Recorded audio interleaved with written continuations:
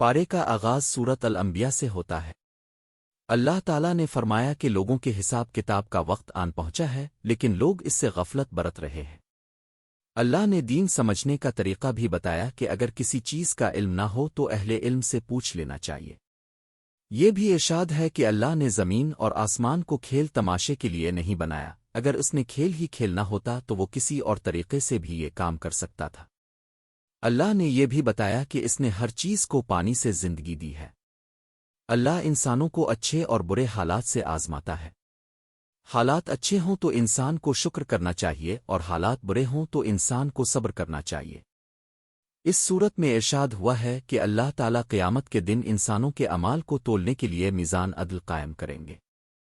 اس میزان میں ظلم والی کوئی بات نہیں ہوگی، اور جو کچھ اس میں ڈالا جائے گا وہ انسان کے اپنے ہاتھ کی کمائی ہوگی۔ حضرت ابراہیم علیہ السلام کی جوانی کا وہ واقعہ بھی ذکر کیا گیا ہے، جب انہوں نے اپنے والد اور قوم سے کہا کہ یہ مورتیاں کیا ہیں جن کی تم عبادت کرتے ہو۔ انہوں نے کہا ہم نے اپنے باپ داداؤں کو ان کی عبادت کرتے پایا ہے۔ جناب ابراہیم علیہ السلام نے کہا کہ تم اور تمہارے باپ کھلی گمراہی میں ہیں۔ لوگوں نے کہا کیا تم واقعی ہمارے پاس حق لے کر آئے ہو یا یوں ہی مذاق کر رہے ہو؟ تو ابراہیم علیہ السلام نے جواب دیا کہ تمہارا رب آسمان اور زمین کا رب ہے، جس نے آسمان اور زمین کو پیدا کیا ہے، اور میں اس بات کے حق ہونے کی گواہی دیتا ہوں۔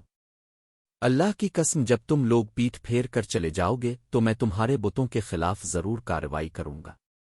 چنانچہ جناب ابراہیم علیہ السلام نے ان کی عدم موجودگی میں بت کدے میں داخل ہو کر بتوں کو توڑ ڈالا۔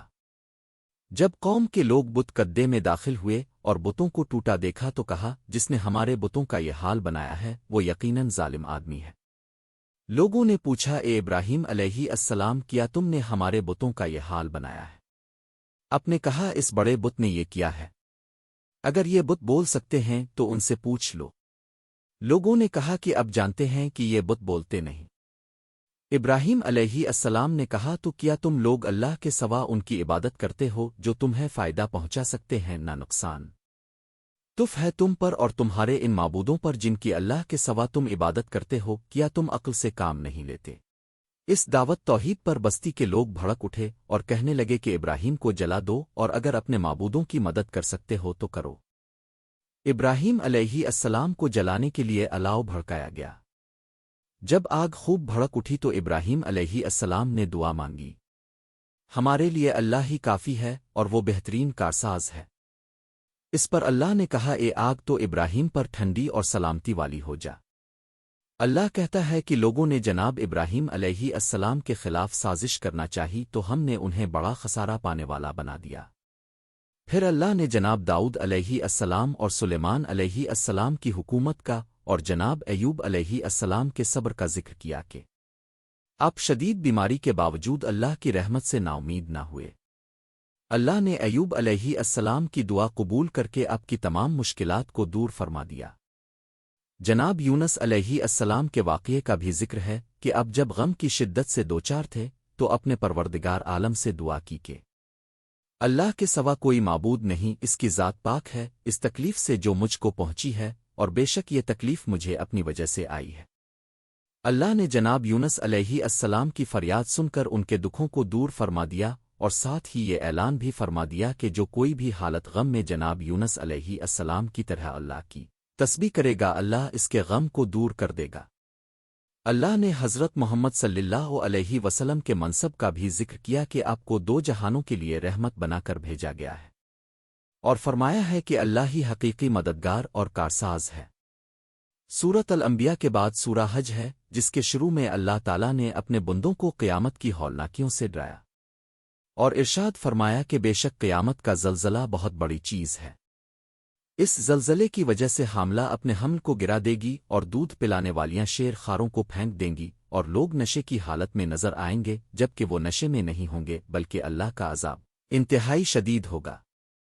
پھر اللہ تعالیٰ نے بدر کے مرکے کا ذکر کیا کہ جس میں ایک ہی قبیلے کے لوگ آپس میں ٹکرا گئے تھے، اور یہ جنگ نسل رنگ علاقے کی بنیاد پر نہیں بلکہ عقیدہ توحید کی بنیاد پر ہوئی تھی۔ اللہ تعالیٰ نے دو گروہوں کی نشاندہی فرمائی کہ ایک تو وہ لوگ ہیں جو واضح گمراہ ہیں، اور کچھ ایسے ہیں جو تذبذب کا شکار ہیں۔ جب فراخی ہوتی ہے، دنیاوی منافع حاصل ہوتے ہیں تو عبادت کرتے رہتے ہیں، لیکن جیسے ہی کوئی آزمائش آئے تو پیٹھ پھیر جاتے ہیں۔ اللہ تعالیٰ نے دونوں سے علیحدہ رہنے کی ہدایت فرمائی ہے۔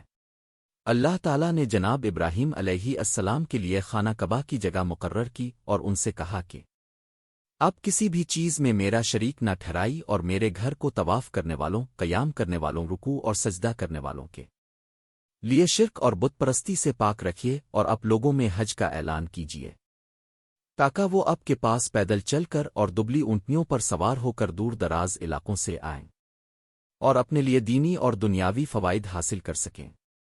اور گنتی کے مخصوص دنوں میں ان چوپایوں کو اللہ کے نام پر ذبح کیجیے جو اللہ نے بطور روزی انہیں دیے ہیں، پس تم لوگ ان کا گوشت خود بھی کھاؤ اور بھوکے فقیروں کو بھی کھلاؤ۔ اس سورہ میں اللہ تعالیٰ نے کامل مومنین کی 4 صفات کا ذکر بھی فرمایا ہے۔ جب اللہ تعالیٰ کا ذکر ہوتا ہے تو ان کے دل کانپ جاتے ہیں، مصائب پر صبر کرتے ہیں، نماز کی پابندی کرتے ہیں اور نیک مصارف میں خرچ کرتے ہیں۔ نیز یہ خوبی بھی بیان کی ہے کہ ان لوگوں کو اگر اللہ زمین میں تمکنت عطا فرما دے تو بھی یہ نماز کی پابندی کرتے ہیں، زکوٰۃ ادا کرتے ہیں اور امر بالمعروف اور نہی عن المنکر کرتے رہتے ہیں۔ اللہ تعالیٰ نے قربانی کی قبولیت کے لیے تقوی کو شرط قرار دیا کہ اللہ کو جانوروں کا گوشت اور خون نہیں پہنچتا، بلکہ اللہ کو انسان کا تقوی پہنچتا ہے۔ اللہ کی پکڑ بڑی سخت ہے اور وہ بند برجوں میں چھپ جانے والوں تک بھی پہنچ جاتی ہے۔ اللہ نے ان مظلوم مسلمانوں کو بھی جہاد کی اجازت دی کہ جن کو بغیر کسی جرم کے ان کے گھروں سے عقیدہ توحید کی وجہ سے نکال دیا گیا تھا۔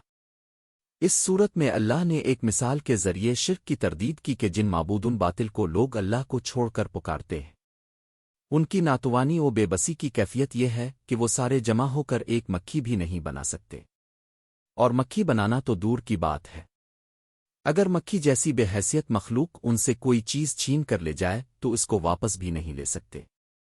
یہ مانگنے والے بھی کمزور ہیں اور جن سے مانگتے ہیں وہ بھی کمزور ہیں۔ درحقیقت انہوں نے اللہ کی قدر نہیں جانی جیسی کہ جاننا چاہیے تھی۔ اللہ اگلا پچھلا سب جانتا ہے۔ اے ایمان والو، اگر فلاح چاہتے ہو تو اللہ کی عبادت کرو اور اسی کو رکوع و سجدہ کرو، اور اللہ کی راہ میں ویسے جہد و جہاد کرو جیسا کہ اس کا حق ہے، کیونکہ اللہ نے تمہیں اپنا پیغام پہنچانے کے لیے چن لیا ہے۔ اور نماز و زکوٰۃ کا اہتمام کرتے ہوئے خدائے حامی و ناصر کے ساتھ کو مضبوط پکڑے رہو۔ اللہ تعالیٰ سے دعا ہے کہ ہمیں قرآن پڑھنے، سمجھنے اور اس پر عمل کرنے کی توفیق دے۔